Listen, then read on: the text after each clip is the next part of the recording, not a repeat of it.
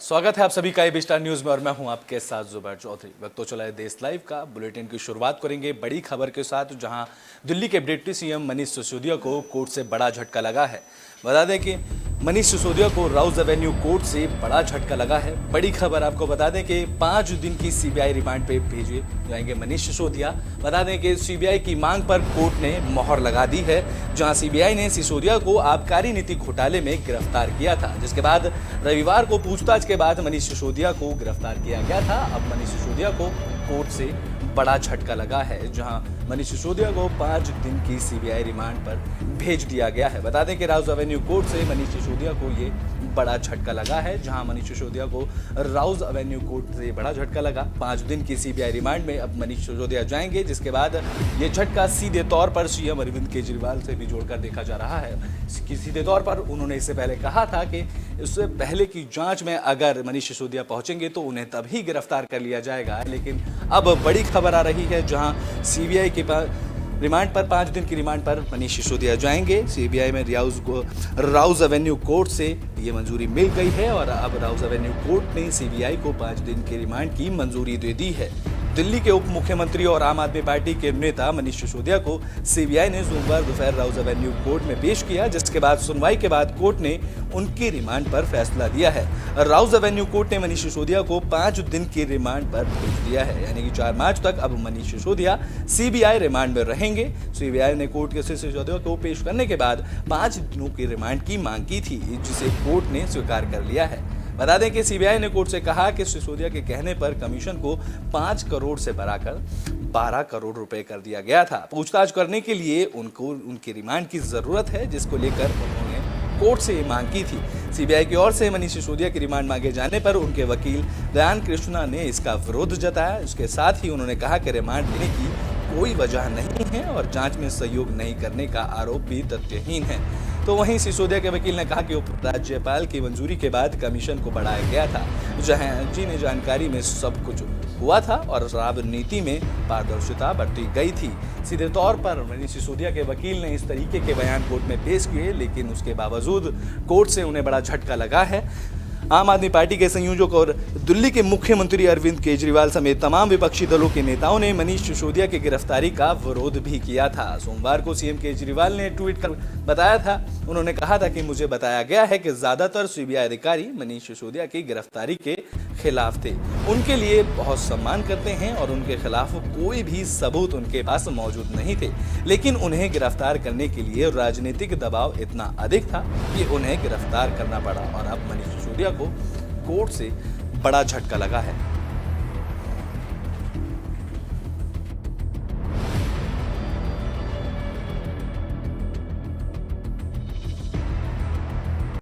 तो ब्रिटेन में बात अब प्रयागराज की कर लेते हैं, जहां उमेश पाल के हत्याकांड में पुलिस ने बड़ी कार्रवाई की है। बता दें कि पुलिस ने एनकाउंटर करके बदमाश अरबाज को ढेर कर दिया है। उमेश पाल हत्याकांड से जुड़ी बड़ी अपडेट सामने आई है, जहां पुलिस ने एनकाउंटर में हत्याकांड के आरोपी अरबाज को ढेर कर दिया है। जानकारी के मुताबिक एसओजी और पुलिस की टीम ने यह एनकाउंटर धूमनगंज के नेहरू पार्क के जंगलों में किया, जहां बाकी आरोपियों की तलाश तेज कर दी गई है। एनकाउंटर में एक पुलिसकर्मी भी घायल होने की खबर सामने आई है। जानकारी के मुताबिक आरोपी वारदात में इस्तेमाल करने के लिए गाड़ी चला रहा था। बता दें कि जिस हत्याकांड में क्रेटा का इस्तेमाल किया गया था, उसमें ये अरबाज आरोपी ही ड्राइवर था। मारा गया आरोपी पूर्व सांसद अतीक अहमद का करीबी भी बताया जा रहा है।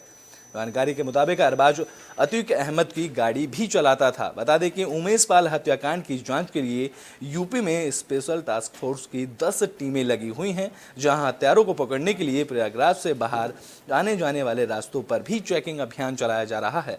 लगातार चेकिंग अभियान किए जा रहे हैं और पुलिस की तरफ से लगातार ये कार्रवाई की जा रही है, क्योंकि यूपी के मुख्यमंत्री योगी आदित्यनाथ ने ये सख्त लफ्जों में कह दिया था कि किसी भी अपराधी को बख्शा नहीं जाएगा, अपराधियों को मिट्टी में मिला दिया जाएगा। अब सीधे तौर पर 72 घंटे बाद ही पुलिस की ये बड़ी कार्रवाई देखने को मिली, जिसमें उमेश पाल हत्याकांड के आरोपी को मार गिराया गया है।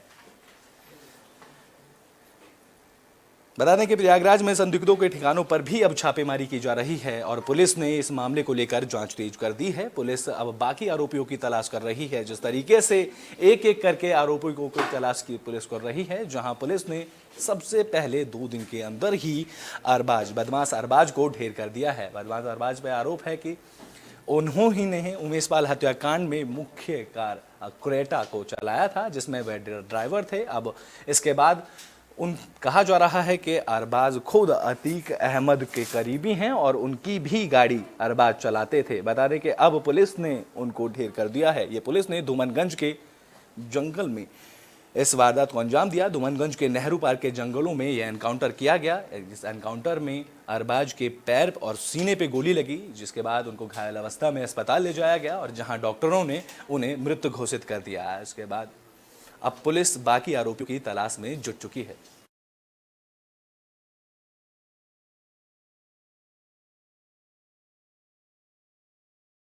नागालैंड और मेघालय में मतदान किए जा चुके हैं, जिसको लेकर 2 मार्च को इन सभी 3 राज्यों के चुनावी नतीजे सामने आएंगे। बता दें कि मेघालय और नागालैंड में आज विधानसभा चुनाव के लिए मतदान पूरा हो चुका है।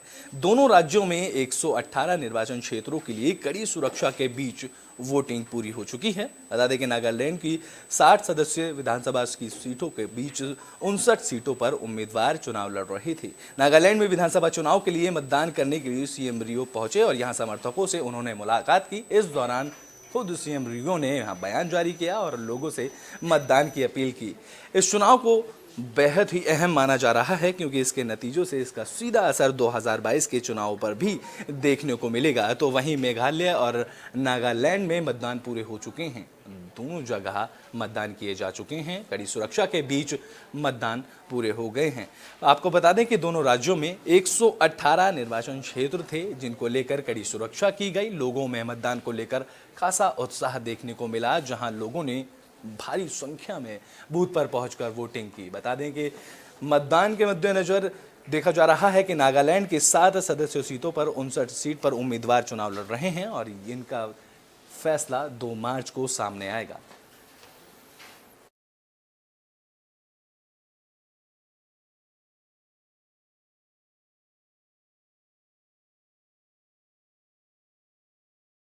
कर लेते हैं प्रधानमंत्री नरेंद्र मोदी ने शिवमोगा में उद्घाटन किया एयरपोर्ट की। बता दें कि शिवमोगा में प्रधानमंत्री नरेंद्र मोदी ने एयरपोर्ट का उद्घाटन किया है।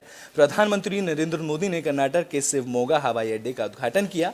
पीएम ने इस दौरान एक विशाल रैली को संबोधित करते हुए कहा कि आज मुझे एक बार फिर कर्नाटक के विकास से जुड़े हजारों करोड़ों रुपए के प्रोजेक्ट्स का लोकार्पण और शिलान्यास करने का अवसर मिला है। जहां शिवमोगा हवाई अड्डे का उद्घाटन कर पीएम मोदी बोले कि यह एयरपोर्ट बेहद ही भव्य और सुंदर है। इस एयरपोर्ट पर कर्नाटक की परंपरा और तकनीकी का मेल देखा जा सकता है। पीएम मोदी ने एयरपोर्ट की खूबियां बताते हुए कहा कि यह सिर्फ एक हवाई अड्डा नहीं है, यह इस क्षेत्र के युवाओं के सपनों की एक नई यात्रा का अभियान भी है। आज शिवमोगा में अपना एयरपोर्ट सभी लोगों को मिला है, जिसे का लंबे समय से लोगों को इंतजार था और लंबे समय से लोग इसकी मांग कर रहे थे। तो वहीं पीएम मोदी ने कहा कि राज्य में डबल इंजन की सरकार में कर्नाटक के विकास में तेजी आई है। जहां कर्नाटक में तेजी से विकास हो रहा है। बीते कुछ सालों में कर्नाटक का विकास अभिवृद्धि के पथ पर चल चुका है और हर क्षेत्र में विकास किया जा रहा है। तो वहीं पीएम मोदी ने कहा कि कोई गाड़ी हो या सरकार, अगर उस पर डबल इंजन लगता है तो उसकी स्पीड कई गुना बढ़ जाती है। इससे पहले जब कर्नाटक के विकास की चर्चा होती थी तो ये बड़े शहरों तक ही सीमित रहती थी, लेकिन हमारी सरकार विकास को कर्नाटक के गांव-गांव तक टियर 2 से लेकर टियर 3 और शहरों तक पहुंचाने का काम हमारी सरकार ने किया है।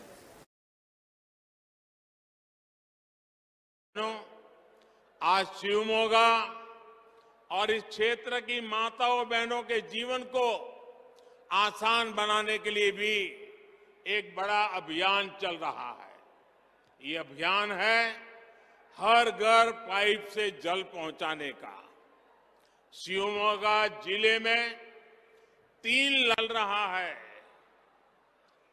बीते 3.5 वर्षों में कर्नाटका में 40 लाख ग्रामीण परिवारों तक पाइप से पानी पहुंचा गया है।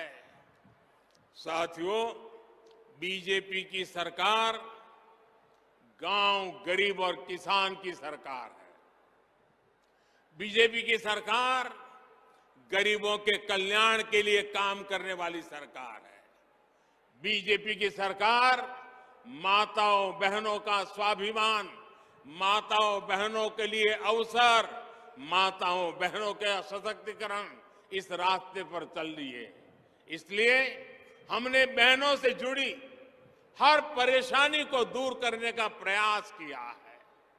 टॉयलेट हो, रसोई घर में, किचन में गैस हो या नल से जल हो, इनका अभाव हमारी बहनों बेटियों को ही सबसे अधिक परेशान करता था। आज इसको हम दूर कर रहे हैं। जल जीवन मिशन से डबल इंजन सरकार हर घर तक जल पहुंचाने के लिए ईमानदारी से प्रयास कर रही है। बुलेटिन में बात कर लेते हैं अब कांग्रेस प्रवक्ता पवन खेड़ा की। पवन खेड़ा की अंतरिम जमानत बढ़ा दी गई है। उनकी जमानत शुक्रवार कर दी गई है। बता दें कि प्रधानमंत्री नरेंद्र मोदी को लेकर पवन खेड़ा ने विवादित बयान दिया था, जिसके बाद अब उनकी अंतरिम जमानत शुक्रवार तक बढ़ा दी गई है। पीएम मोदी के खिलाफ विवादित बयान देने वाले कांग्रेस प्रवक्ता पवन खेड़ा की अंतरिम जमानत शुक्रवार तक के लिए बढ़ा दी गई है। दरअसल असम और यूपी सरकार ने जवाब दाखिल करने के लिए कोर्ट से वक्त मांगा था, जिसके बाद सीजेआई ने 3 मार्च तक का वक्त दिया है। बता दें कि पवन खेड़ा पर यूपी असम में पीएम मोदी पर विवादित बयान को लेकर 3 एफआईआर दर्ज की गई थी, जिसके बाद 23 फरवरी को असम पुलिस ने पवन खेड़ा को फ्लाइट से उतारकर गिरफ्तार कर लिया था। जिसके बाद अभिषेक मनु संघवी ने याचिका पर सुप्रीम कोर्ट ने खेड़ा को राहत देते हुए 28 फरवरी तक अंतरिम जमानत दे दी गई है। यानी कि इस दौरान पवन खेड़ा को पुलिस गिरफ्तारी से छूट मिल गई है। अब इस मामले में अगली सुनवाई 3 मार्च को होगी। बता दें कि पवन खेड़ा को राहत के साथ साथ चेतावनी भी दी गई थी, जहां सीजेआई ने कहा था कि हमने आपको गिरफ्तारी के प्रोटेक्शन दिया है, लेकिन बयानबाजी का भी कुछ स्तर होना चाहिए। इस पर पवन खेड़ा के वकील सिंघवी ने कहा कि हम भी इस तरह के बयान का समर्थन नहीं करते हैं। बता दें कि पवन खेड़ा ने 20 जनवरी को दिल्ली के हिंडनबर्ग की रिपोर्ट पर कहा था कि जब अटल बिहारी वाजपेयी जेपीसी बना सकते हैं तो नरेंद्र गौतम दास मोदी को क्या दिक्कत है। हालांकि बाद में उन्होंने सफाई दी और उन्होंने प्रधानमंत्री के नाम को लेकर कंफ्यूजन को क्लियर किया, लेकिन इसके बाद उनकी गिरफ्तारी की गई और अब उनकी गिरफ्तारी के लिए उनकी बड़ी खबर सामने आई है, जिसमें उनकी जमानत पर अंतरिम जमानत मिल गई है। उनकी अंतरिम जमानत की तिथि बढ़ा दी गई है। 3 मार्च तक उनकी अंतरिम जमानत की तिथि बढ़ा दी गई है और 3 मार्च को अब कोर्ट इस मामले को लेकर सुनवाई करेगा।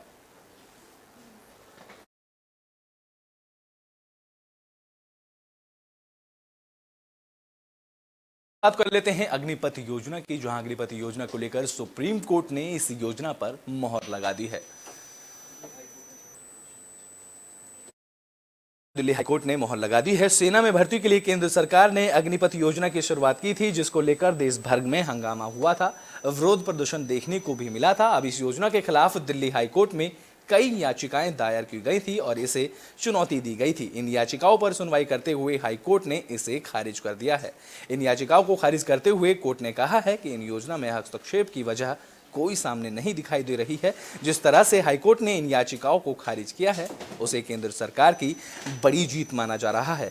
कोर्ट ने भी अब इस भर्ती योजना पर अपनी मोहर लगा दी है। जहां चीफ जस्टिस सतीश चंद्र शर्मा और जस्टिस सुब्रमण्यम प्रसाद की बेंच ने इन याचिकाओं पर सुनवाई करते हुए ये फैसला सुनाया है। बता दें कि इससे पहले 15 दिसंबर को कोर्ट ने अपना फैसला इस मामले में सुरक्षित रख लिया था और अब इस मामले का फैसला सामने आ गया है। इस मामले पर सुनवाई के दौरान केंद्र की ओर से अग्निपथ योजना का समर्थन किया गया था। बता दें कि यहां पर इस योजना के तहत पिछले साल जून महीने में शुरू हुई थी। जो भी उम्मीदवार 17 से 21 साल के बीच के हैं, वह इस योजना के तहत भर्ती के लिए आवेदन कर सकते हैं और अब दिल्ली हाई कोर्ट ने इस योजना पर मंजूरी लगा दी है।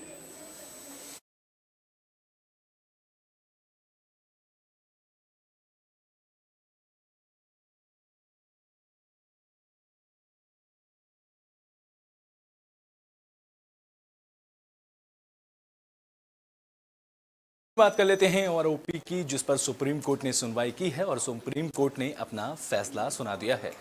बता दें कि सुप्रीम कोर्ट ने वन रैंक वन पेंशन के तहत पेंशन भुगतान के मामले पर सुनवाई की गई। सुप्रीम कोर्ट ने कड़ा रुख अख्तियार करते हुए रक्षा मंत्रालय से सवाल पूछा कि आखिर आदेश के बाद भी किस्तों में पेंशन देने का फैसला क्यों किया गया है। कोर्ट ने मंत्रालय के सचिव की तरफ से जारी किए गए पत्र पर ऐतराज जताया और उन्हें अपना रुख साफ करते हुए एक व्यक्तिगत हलफनामा दाखिल करने के निर्देश दे दिए हैं। सुप्रीम कोर्ट ने रक्षा मंत्रालय के पेंशन मामले के सचिव में व्यक्तिगत हलफनामा तलब किया, साथ ही चेतावनी भी दी कि कोर्ट की अवमानना का नोटिस जारी करेगी। सुप्रीम कोर्ट ने कहा है कि आप अपने सचिव से कहिए कि हम 20 जनवरी के पत्र को लेकर उनके खिलाफ कार्रवाई करने जा रहे हैं, या तो इसे वापस लिया जाए, नहीं तो हम रक्षा मंत्रालय पर अवमानना नोटिस जारी करने जा रहे हैं। सुप्रीम कोर्ट ने कहा है कि न्यायिक प्रक्रिया में पवित्रता बरकरार रखनी होगी।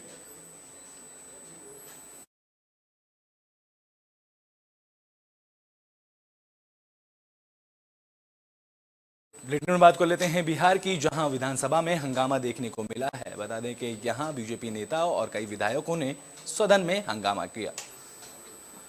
राज्यपाल राजेंद्र विश्वनाथ आलेकर के अभिभाषण के साथ बिहार विधानसभा के बजट की शुरुआत हुई है, जहां राज्यपाल अपने अभिभाषण में बिहार सरकार की उपलब्धियां गिना रहे थे। इस दौरान राज्यपाल ने कहा कि शिक्षा के क्षेत्र में सरकार निरंतर काम कर रही है। इस पर बीजेपी विधायकों ने कहते हुए हंगामा शुरू किया कि स्कूलों में शिक्षक और बिल्डिंगें नहीं हैं। जहां आरजेडी ने जवाब दिया कि अडानी से मांग लीजिए, तो वहीं एमएलसी मुन्नी देवी ने जवाब देते हुए कहा कि मोदी के सामने कटोरा लेकर भीख मांगिए। इस दौरान सदन में जय भीम के नारे भी लगाए गए। बता दें कि विधानसभा सत्र के दौरान बिहार में हंगामा देखने को मिला।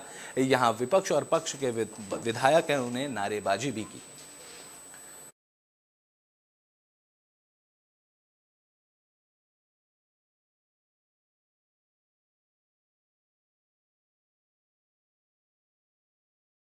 में बात कर लेते हैं बिहार की, जहां सीएम नीतीश कुमार पर विधायक बरसे हैं। सीधे तौर पर उन्होंने अपने बयान पर सीएम नीतीश कुमार पर आरोप लगाया है। उन्होंने कहा है कि वह केवल पद पर बने रहना चाहते हैं। आरजेडी के बागी विधायक सुधाकर सिंह ने सीएम नीतीश कुमार पर बड़ा हमला बोला है। सुधाकर सिंह की माने तो 2005 में नीतीश कुमार के सत्ता में आने के बाद से ही बिहार पिछड़ गया है। उन्होंने कहा कि नीतीश कुमार की अगुवाई में बिहार की सरकार ठीक से नहीं चल रही है। सरकार ना तो मंडी कानून बनाने के पक्ष में है और ना ही हर खेत तक पानी पहुंचाने के पक्ष में है। सीधे तौर पर उन्होंने आगे कहा कि ना ही सरकार शिक्षा व्यवस्था को ठीक करना चाहती है। उन्होंने नीतीश कुमार को केवल पद पर बने रहने की चाहत जताई है। उन्होंने कहा है कि एकमात्र उनका एजेंडा यही है। सुधाकर सिंह ने बड़ा बयान देते हुए कहा कि देश में पीएम मोदी का विकल्प नहीं हो सकता और नीतीश कुमार के प्रधानमंत्री बनने से अच्छा है कि राष्ट्रपति शासन आ जाए। सुधाकर सिंह ने कहा कि नीतीश कुमार को सीएम पद से हटा देना चाहिए और तेजस्वी यादव को मुख्यमंत्री बनना चाहिए। उन्होंने जेडीयू को सत्ता लोभियों का झुंड भी बताया है। तय कर ले महागठबंधन में किसको मुख्यमंत्री रखना है। 17 साल के बाद बिहार विकास नहीं किया, मैं दावे के साथ कर रहा हूँ। ना ही किसानों के पक्ष में कानून बने, ना नौजवानों के पक्ष में कानून बने, ना कारीगरों और कामगारों के पक्ष में कानून बने। इसीलिए नेतृत्व को बदल देना चाहिए। अब दुनिया में लोकतांत्रिक सरकारें करती हैं, अपनी पार्टी के भीतर मुख्यमंत्री और प्रधानमंत्री के लोग बदले जाते हैं। अभी इंग्लैंड में 4 साल में 4 बार प्रधानमंत्री बदल दिए गए, यहाँ क्यों नहीं हो सकता। जेडीयू आप पर कार्रवाई की मांग कर रहे हैं। जेडीयू के हम सदस्य नहीं हैं जो हम पर कार्रवाई की मांग करते हैं। वो अपनी पार्टी के बारे में सोचें, वो अपने पार्टी में किसको रखेंगे हटाएंगे, वो हमारी पार्टी के मालिक नहीं लोग हैं। बिना वजह वो बात करते रहते हैं। नेतृत्व पर सवाल अगर नहीं है, बिहार के विकास को लेकर के नेतृत्व पर सवाल नहीं किया जाएगा तो क्या सवाल विपक्ष से किया जाएगा। और सत्तारूढ़ दल के लोग सवाल नहीं करेंगे तो कौन करेगा। हम विधायक दल के नेता चुनते हैं इस विश्वास के साथ कि बिहार के साथ न्याय होगा, बिहार के किसानों के पक्ष में कानून बनेंगे, हर खेत तक पानी जाएगा, मंडी कानून बनेगा। लेकिन जिस ब्रिटिश सरकार के कानून से प्रभावित देश का कानून बना, वहीं पर पिछले 4 सालों में टोरी पार्टी ने 4 अपने नेता को बदलने का काम किया, प्रधानमंत्री बदलने का काम किया। लेकिन जनता दल यूं लोकतांत्रिक पार्टी नहीं है। अगर कोई सवाल कर रहे हैं तो उनके अंदर आंतरिक लोकतंत्र नहीं। बुलेटिन में बात कर लेते हैं भारत बांग्लादेश बॉर्डर की, जहां 2 बीएसएफ जवानों पर बांग्लादेशी ग्रामीणों ने हमला किया है। इस हमले से दोनों बीएसएफ जवान गंभीर रूप से घायल हुए हैं। भारत बांग्लादेश अंतर्राष्ट्रीय सीमा पर तैनात बीएसएफ के 2 जवानों पर 100 से ज्यादा बांग्लादेशी किसानों ने हमला कर दिया। हमले में 2 जवान गंभीर रूप से घायल हो गए। दोनों की हालत ही नाजुक बताई जा रही है। जानकारी के मुताबिक बांग्लादेशी किसान अपने मवेशियों को चराने के लिए भारत में घुसने की कोशिश कर रहे थे। जहां इन्हें रोकने की कोशिश की गई तो इन्होंने जवानों पर हमला किया और उनके हथियार भी छीनकर मौके से भाग गए। बीएसएफ ने एक बयान में कहा कि यह घटना निर्मलचर सीमा चौकी के पास उस समय हुई जब 35वीं बटालियन के 2 जवान गश्त कर रहे थे। भारतीय किसानों ने शिकायत की थी कि बांग्लादेश के किसान कथित तौर पर मवेशियों को चराने के लिए उनके खेत में घुस जाते हैं और इसे जानबूझकर उनकी फसलों को नुकसान पहुंचाने का काम करते हैं, जिसके बाद बीएसएफ के जवानों ने किसानों की सुरक्षा सुनिश्चित करने के लिए सीमा के पास अस्थायी रूप से एक चौकी स्थापित की थी। और वहीं पर 26 फरवरी को जब क्षेत्र में गश्त कर रहे 2 जवानों ने बांग्लादेशी किसानों को अपने मवेशियों की सीमा पार लाने से रोकने की कोशिश की तो उन्होंने उन पर लाठी डंडों से वार कर दिया और इस हमले में दोनों बीएसएफ के जवान घायल हो गए।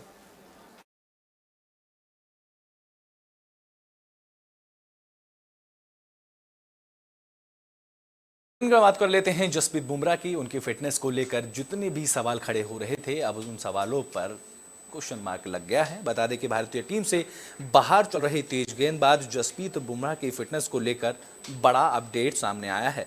दरअसल बुमराह चोट के कारण लंबे समय से टीम इंडिया से बाहर चल रहे थे। अब संभावना जताई जा रही है कि चोट के कारण बुमराह आईपीएल से भी बाहर हो सकते हैं। साथ ही उनके वर्ल्ड टेस्ट चैंपियनशिप का फाइनल खेलने पर भी अंकुश लग सकता है। रिपोर्ट के मुताबिक बुमराह आईपीएल से पूरी तरह से फिट नहीं हो पाएंगे। माना जा रहा है कि उनके मैदान पर वापसी करने में अभी और वक्त लग सकता है। तो वहीं अभी बुमराह अपनी चोटों के कारण असहज महसूस कर रहे हैं। अगर भारतीय टीम की बात करें तो टीम मैनेजमेंट भी नज़र कहीं ना कहीं टेस्ट चैंपियनशिप के फाइनल और भारत की मेजबानी में खेले जाने वाले वनडे वर्ल्ड कप पर होगी। टीम इंडिया चाहेगी कि वर्ल्ड कप में जसप्रीत बुमराह पूरी तरह से फिट हो जाएं और इस वर्ल्ड कप का हिस्सा बने। इसके लिए उन्होंने एशिया कप ही मिस क्यों ना किया ना पड़ जाए। सीधे तौर पर टीम इंडिया चाहती है कि उनके तेज गेंदबाज वापस आ जाएं। जसप्रीत बुमराह की फिटनेस को लेकर यह बड़ा अपडेट सामने आया है, जहां उनके आईपीएल खेलने पर भी अब अंकुश लगता नजर आ रहा है।